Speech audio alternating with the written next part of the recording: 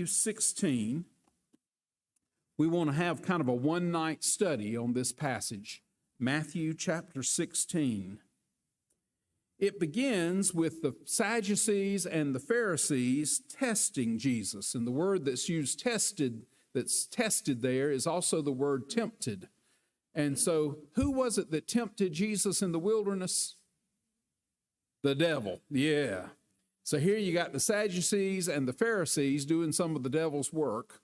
And if we aren't careful, we might do the devil's work. So here are some religious people who are opposed to the very Son of God, and they came to Jesus and tested him by asking him to show them a sign from heaven. Or to say that another way, they want him to prove who he is. Now, has Jesus done anything that would show us who he is? What are some things he's done?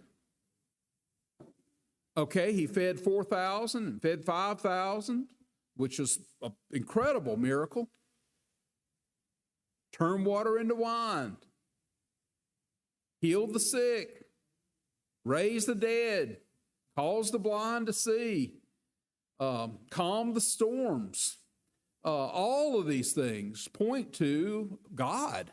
Power over nature, power over matter, power over sickness, power over the demonic, power over life itself. And so Jesus has continually done these miraculous things. Now, did he do them for show? Was it part of like a traveling magician show where he kind of went from town to town and entertained the people? No, he did it to meet real needs. He did it because he is compassionate. And why should Satan bind people when Jesus can heal them and set them free? So Jesus goes about doing good. He leaves a wake of wellness in his path. But that's not what these Pharisees and Sadducees are interested in. In fact, they tend to get offended at Jesus' miracles and when he heals people, particularly if he heals them on the wrong day. They just think that's awful, blasphemous. So they want a sign. They want a sign from heaven. Do y'all think that if God were to write a message in the sky, kind of like airplanes, I guess, or something like that, and he put people's name up there, and then underneath that he said, I just wanted you to know I'm real. Do you think if God were to do that everybody in the world would then immediately start worshiping and obeying God? It'd be an incredible sign, wouldn't it? I think back to the parable we looked at a few weeks ago. You remember the rich man is in Hades in torment, and he says, if I could just go back and warn my brothers, they're set to come to this place.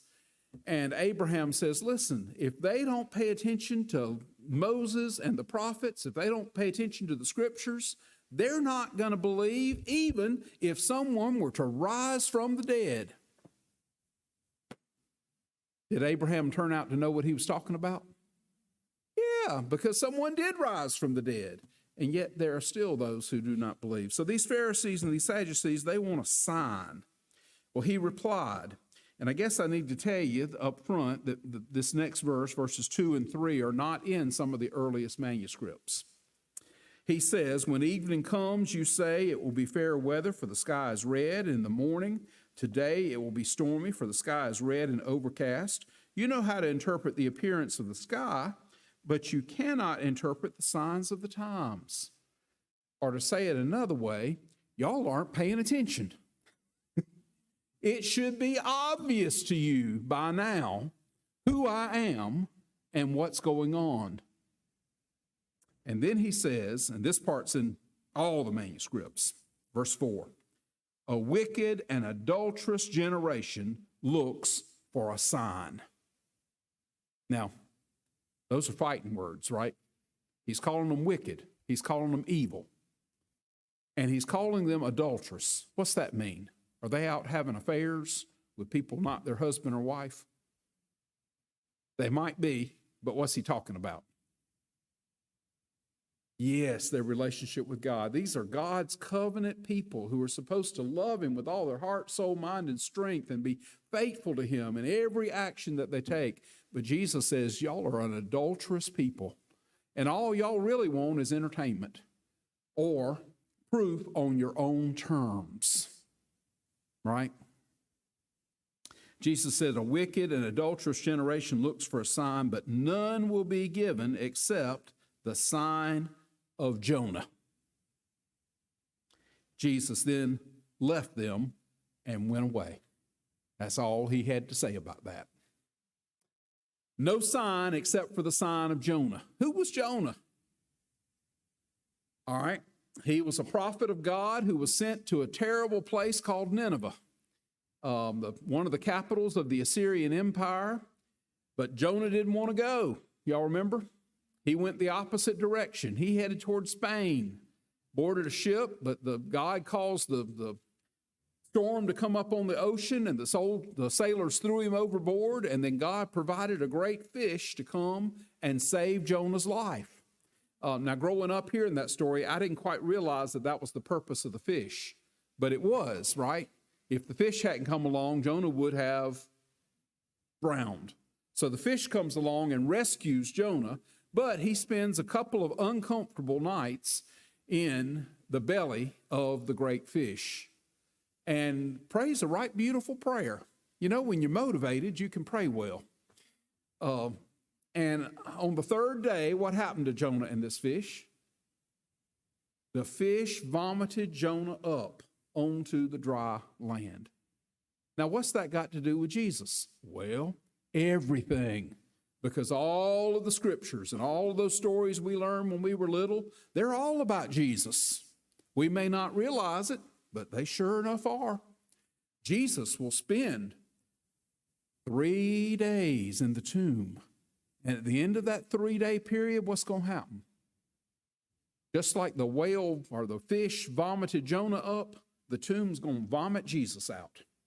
There's a stained glass somewhere, and I need to find it and get a copy of this or a picture, but it has Jonah being vomited by the great fish, and it has Jesus being resurrected from the tomb side by side, so that this verse is just obvious for everybody to see. So what's going to be the sign for this adulterous and wicked generation? What's going to be the proof that Jesus is who he says he is? All right, he's coming back. He's going to rise from the dead. He will experience resurrection, and that's the true sign that will declare that Jesus really is who he claimed to be. And as we keep reading in this passage, you'll see that Jesus tells them exactly what's going to happen, and then what happens? Exactly what Jesus said would happen. And so this sign of Jonah becomes a very powerful, wonderful sign. It's about Jesus.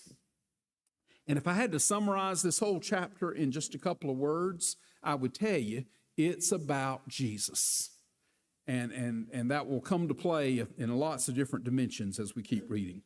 When they went across the lake, the disciples forgot to take bread. Be careful, Jesus says, be on your guard against the yeast of the Pharisees and the Sadducees. Now, these are these groups that had just tried to tempt him and trip him up and that kind of thing. So he says, be on your guard. Watch out for it. They might trip you up, so be careful of them. And they discussed this among themselves and said, is it because we didn't bring any bread? Aware of their discussion, Jesus asked, you of little faith, why are you talking among yourselves about having no bread?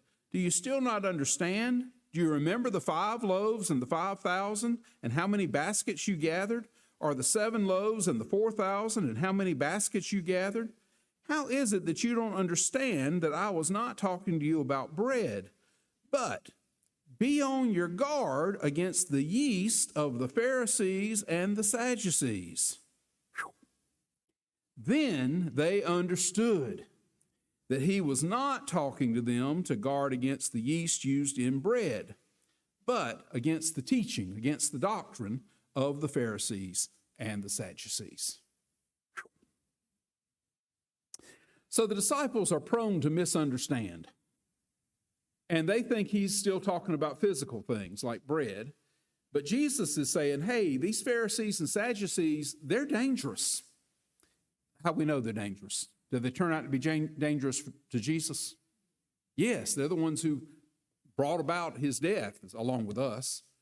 So he's warning the disciples, and he uses a metaphor of yeast and bread. Now, I will confess to you that I have never baked bread from scratch. Now, there might be some folks in the room that have and know about that process, but my understanding is that it requires just a small amount of yeast for bread to rise. Am I correct in that understanding? So Jesus is saying these Pharisees and Sadducees, all they have to do is put just a little bit of poison in your drinking water to ruin the whole water, right?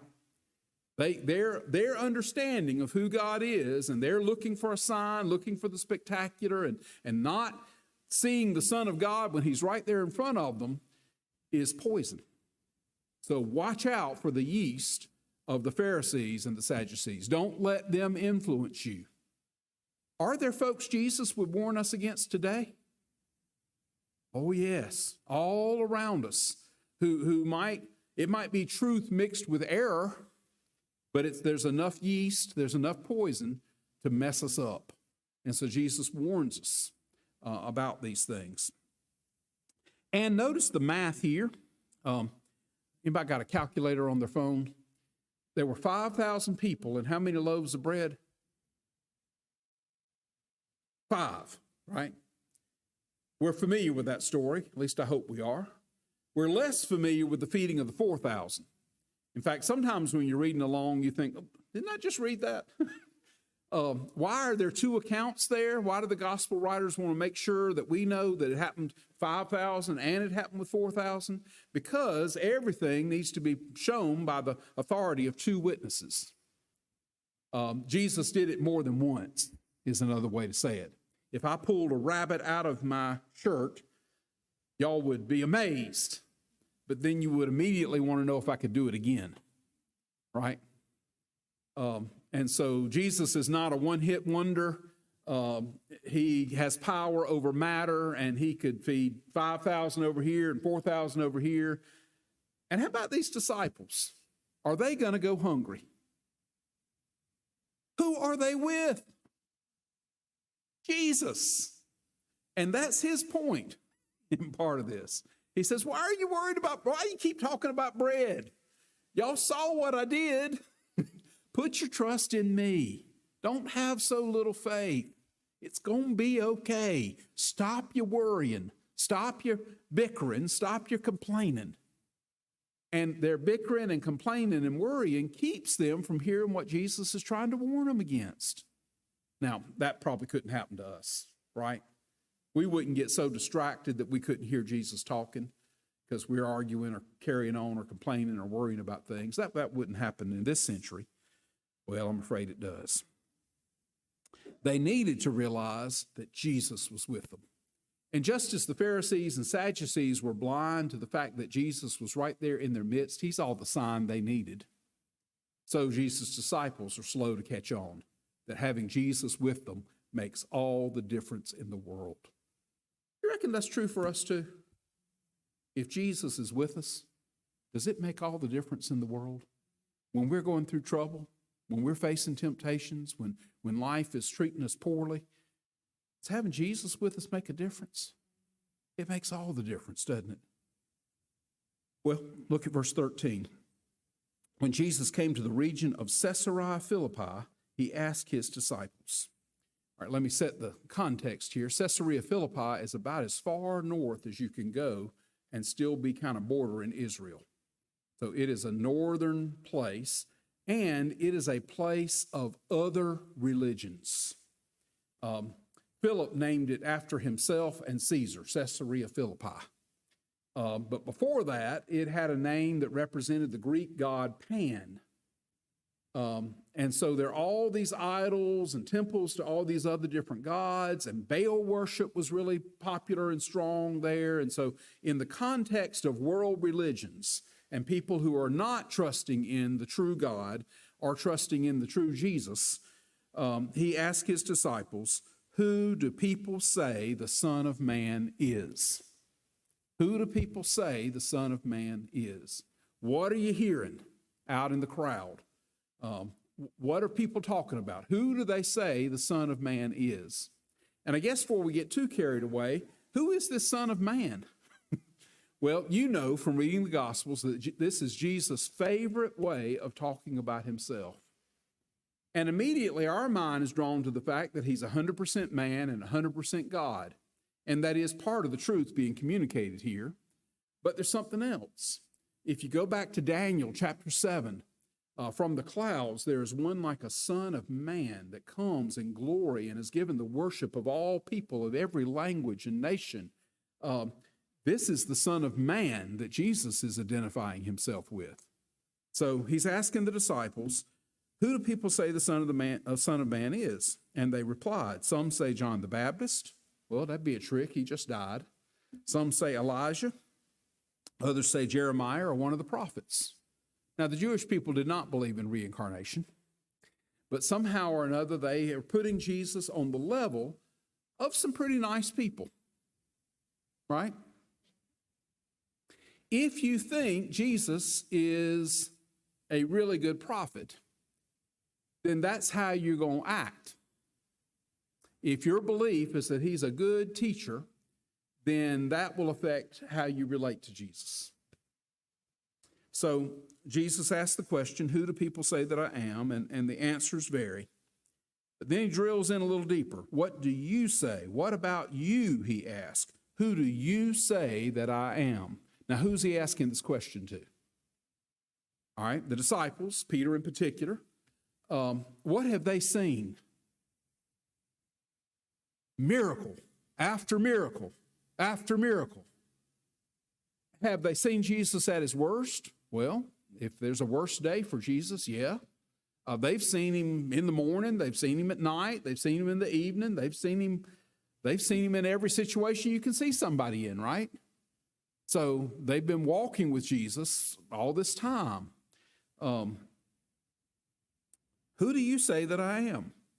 Simon Peter answered, you are the Messiah, the Son of the living God.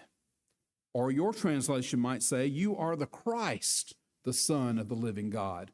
The word Messiah and the word Christ are the same word, just two different languages. Messiah is Hebrew, Christ is Greek. You are the Christ. You are the Messiah, the Son of the living God. Now, they're standing around with all these dead gods' temples all around them. And so Peter is making a distinction between false gods, gods of idols, and the one true living God. You're the Christ, you're the Messiah, you are the Son of the living God. And this has powerful, powerful implications. All through the Old Testament, the anointed one, the Christ, the Messiah, is predicted. And we have these beautiful passages that we'll celebrate in a few months when we get to the Christmas season. He'll be called Wonderful Counselor, Prince of Peace, Everlasting Father, Mighty God. He'll be called Emmanuel, God with us. There are coronation psalms that talk about God enthroning him and how he will rule the whole earth. And so Peter to say, you're the Christ, you're the one we've been waiting for. You are the true King of the universe, the one we've been praying to. You're the one through whom the world was made. You're the Christ, the Son of the living God. Now notice that Peter doesn't say, I think that's who you are. Instead, he makes a powerful, definitive statement. Y'all know that story about how Peter walked on water? I think about that from time to time and how he took that very first step. Well, this statement is like that first step. It is powerful. It is incredible. Simon Peter answered, you're the Messiah, the Son of the living God. And Jesus replied, blessed are you, Simon, son of Jonah, for this was not revealed to you by flesh and blood, but by my Father in heaven. So here Jesus reminds us that we come to God only through the grace of God, and that God is revealed to us only through himself and through whom he chooses to reveal himself. Now, does God want anyone to perish? What does the scripture say? It says God does not want anyone to perish. For God so loved a few of the people. For God so loved the world, he sent his only son. So God is constantly drawing people to himself. But Jesus here points to divine revelation. God has been at work in your life, Peter. God has brought you to this point where you can make this declaration. Blessed are you. It wasn't revealed by flesh and blood. My Father in heaven's been at work. And I tell you, you are Peter. All right, he's been called Simon, so Jesus gives him a nickname, Peter. And if you look that word up in the Greek, it's the word you would use for a pebble or a stone. So, you're a rock, Peter. You're a pebble. You're a stone. I tell you, you are Peter, and on this rock, if you look that word up in the Greek, it's the word for like a mountain face. It's the word Petra. There's a whole place called Petra that is a city carved out of a mountain. You are Peter, you're Petros, you're a pebble, and on this cliff, on this mountain face, on this mountainside, I will build my church, and the gates of Hades will not overcome it. Wow. Peter, when he writes his letters, he will talk about how we are living stones, pulled together, and we are based on the true cornerstone, who is who? Jesus. So, different religious groups interpret these scriptures a little bit differently.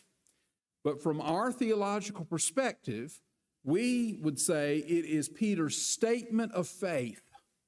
It is the faith Peter has in Jesus that the church will be built on.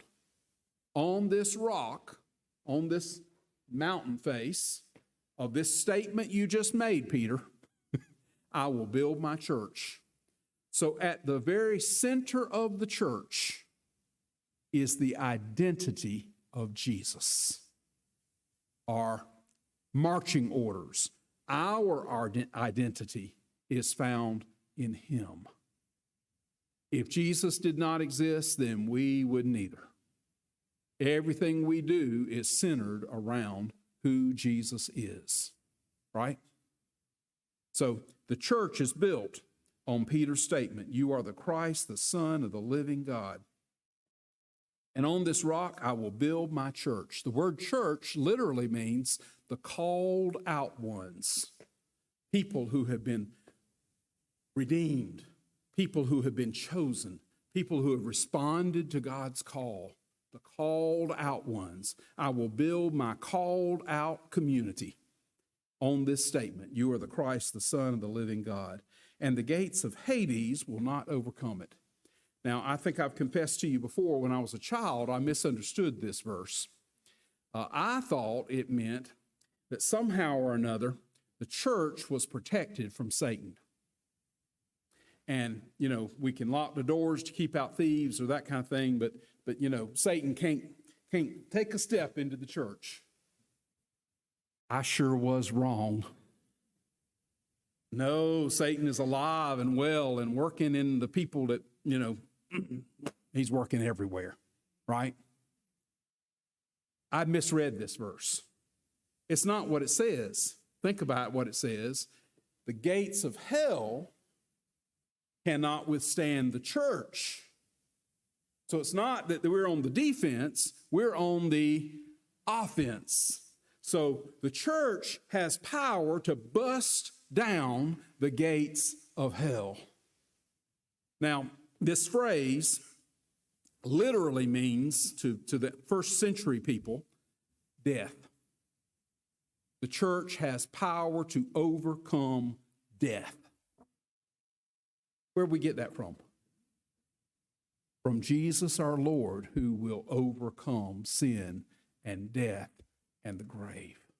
Death no longer has the final word. Through Jesus Christ our Lord, death is transformed into victory. The gates of hell cannot prevail against Jesus and against his church.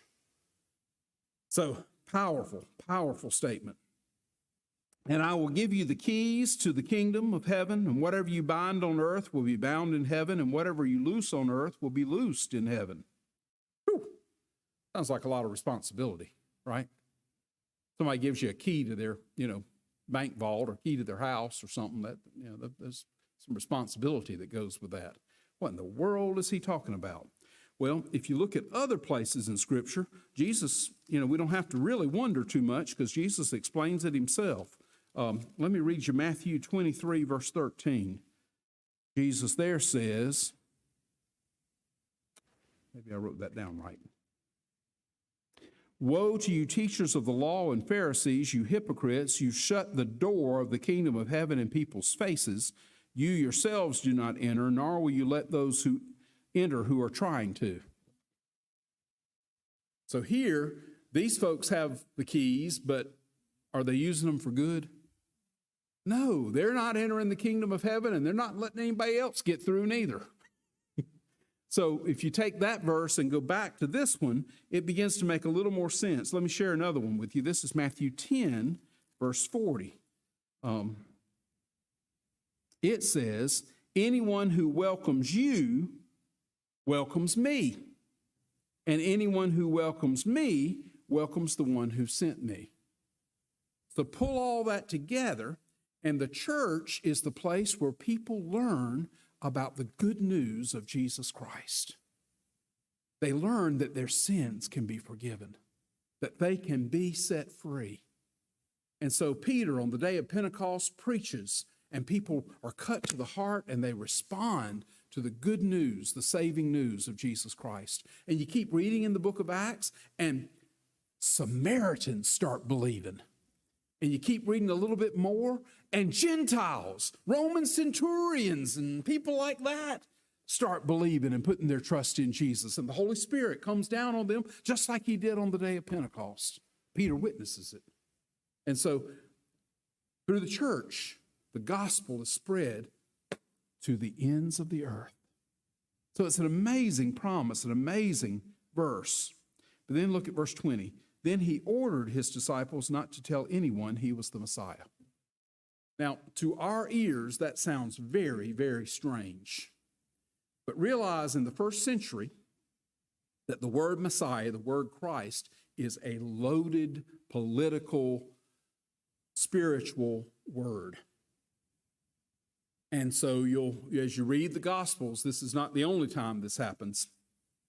Jesus wants his disciples to follow his lead and to help people know what he is truly about and not make assumptions about what he's truly about. Or to say it a whole nother way, it's not quite time yet for him to die on the cross for us. There is more for him to do. And so he says, hey, keep this quiet for a little while. Let's keep going. I got to teach y'all folks some things. From that time on, though, what's that tell you? From that time on, sounds like he's going to tell them something over and over, right? From that time on, starting at that point and continuing, from that time on, Jesus began to explain to his disciples that he must go to Jerusalem and suffer many things at the hands of the elders, the chief priests, and the teachers of the law, that he must be killed and on the third day be raised to life. So, how many times did he tell them? Multiple times, continually. He began to teach them these things. In some ways, they have graduated from the first 9 weeks. They now know who Jesus is, sort of. Now they're going to learn in the second part of the curriculum who he really is and what he came to do. What did he come to do? He came to die for you and for me. He's not just the Christ, the kingly Messiah. He is the crucified Christ. He is the suffering servant who will take on the sins of the people. So he says that he's going to have to suffer. He's going to have to go to Jerusalem. And the word must there means it is an absolute necessity. Or to say that another way, there is no other way. It has to happen. He must go to Jerusalem. He must suffer many things at the hands of the elders, chief priests, teachers of the law. He must be killed. And then what's going to happen? On the third day, he's going to be raised to life. Now think with me at the Easter story. Disciples are terrified. You know, when John the Baptist was killed, his disciples went and got his body and gave his body at least a proper burial. You know, John got beheaded, so his head was, but they got his body and they buried his body. Where were Jesus' disciples when he was crucified? Well, John was there, but how about the rest of them? Yeah. And what did they do the next day? Kept hiding, right? Yeah. You reckon they didn't remember this? He told them exactly what was going to happen. I'm going to go, I'm going to be killed. On the third day, I'll rise again. He didn't tell them just one time. I can remember my mama saying, haven't I told you? You know, she's told me several times about something, right? Jesus told them over and over and over. Who did remember these words? Jesus' enemies. You know, they go to Pilate and say, hey, we need to post some guards because he said on the third day he was going to rise again. And Pilate sealed the tomb with his Roman seal and posted guards because Jesus' enemies remembered his words. Peter, though, took him aside and began to rebuke him. Now, wait a minute. Who has Peter just said Jesus is?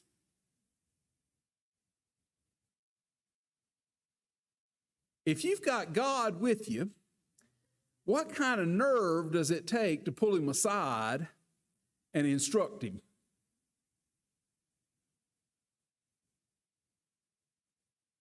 And I'd like to point my finger at Peter, but you know, when you point your finger at somebody, it doesn't turn out so good, does it? Because aren't there times when we try to tell God what he ought to do? How he ought to run things? What he needs to do in this situation or that situation? Peter took him aside. Never, Lord, he said, this shall never happen to you. Jesus turned and said to Peter, get behind me, Satan. You are a stumbling block to me. You do not have in mind the concerns of God, but merely human concerns. Peter, who had such a great moment of victory a little bit ago, now Jesus calls him Satan. Ooh, awful.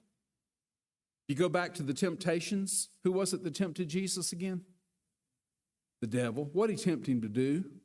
Well, y'all remember there were rocks, and he said, turn these stones into bread. Or there was a high place on the temple, and they said, hey, jump off of it, and the angels will catch you. He said, if you'll just bow down to me, I'll give you all the kingdoms of this world. Who's running the kingdoms of this world? Well, God's ultimately in control, but Satan was claiming he had some say, didn't he? He was offering the kingdoms of this world if Jesus would just bow down to him. Well, Jesus passed all those temptations, but you know what the temptations really were about? Satan was saying, hey, here's a way you can be the Son of God and not die on a cross. Did Jesus give in? No, he knew there was no other way. What's Peter telling Jesus to do? You don't have to die on a cross. So Peter is inadvertently taking up Satan's cause and using Satan's strategy. And Jesus says, get from behind me, Satan. So we need, in any conversation we're having, in any words that we speak, realize that we can start working for the enemy if we're not careful. We can say hurtful and ugly things that Satan can take and run with, just fall right into his hands. Do we need to do that? No. We need to remember whose side we're on. So Jesus corrects Peter. And then he says, and these are hard verses, then Jesus said to his disciples, which is another way of saying, then Jesus said to us, whoever wants to be my disciple, anybody want to be Jesus' disciple? I don't see any uplifted hands, but okay, we got a few. Whoever wants to be my disciple must deny themselves. That means we don't get our way. That means our selfishness is laid aside. We're dying to those kind of things. Deny themselves, take up their cross, and follow me. Now, sometimes that's figurative, because this world will throw an awful lot at you. And just as Jesus suffered, those who follow him will suffer. Sometimes this is very literal. And just as Jesus died, we're called to die, to take up the cross and to follow. He goes on, for whoever wants to save their life will lose it, and whoever loses their life for me will find it. Now, on one level, that doesn't make a bit of sense. On another level, it is one of the keys to the universe. You desperately try to live life for yourself, and you're not going to be able to hold on to a thing. You surrender your life to God and to the purpose that he has created you for, and you will experience life on top of life. Whoever wants to save their life will lose it. Whoever loses their life for me will find it. What good will it be for someone to gain the whole world and yet forfeit their soul? But can't money make us secure and comfortable and happy? I mean, don't we want to gain the whole world? Jesus says it won't do us a bit of good if we don't have a relationship with him. What good is it to gain the world and forfeit our soul? Or what can anyone give in exchange for their soul? For the Son of Man is going to come in his Father's glory and with his angels, and then he will reward each person according to what they have done. Or to say that very plainly, Jesus is coming again, this time in power and glory to reign. And those disciples who were standing there, they get a taste of it. He says, truly, I tell you, some who are standing here will not taste death before they see the Son of Man coming in his kingdom. Now, this verse is a difficult verse for us because on a surface reading, it sounds like the disciples standing there are going to be still standing there when Jesus returns. Did Jesus return in their lifetime? He did not. So that might not be what it means because, Jesus is God and he tells the truth. God cannot lie. So we know this verse is true. We just have to kind of wonder exactly how it's true. If you look at the very next chapter, Jesus is transfigured before Peter, James, and John, right?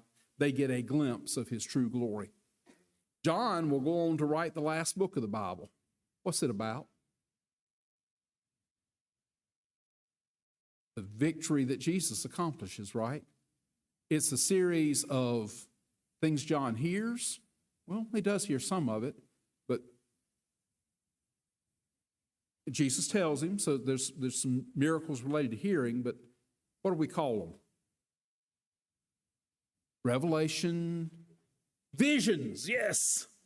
John sees these things with his own eyes. Is he still alive when he sees them? Yep. So we don't know exactly what this verse means, but we've got an inkling that it means something great. And the disciples were witnesses to Jesus' resurrection, to the amazing things that God has done. Is Jesus coming back? Yes, he is. So chapter 16 is about Jesus. It's about Jesus' church. It's not my church. It's not your church. It's Jesus' church, right? And the mission he's entrusted to us as his church, his people. He's blessed us so that we can be a blessing. And it's about who Jesus is. We don't need a sign because we've got the real thing right here with us. If only the Pharisees and Sadducees could have realized that. We don't even have to worry about bread because we got the source of bread, the living bread, right here with us. If only the disciples could have realized that. Jesus came so that we might have life and have it in all of its abundance. And he calls us to follow him. And it's not easy, but it is the very best way to live. And in fact, we find life when we are willing to lose our life in Him. Father, thank you for your word. Thank you for the profound truths that come from the lips of our Lord Jesus Christ. Help us to trust them.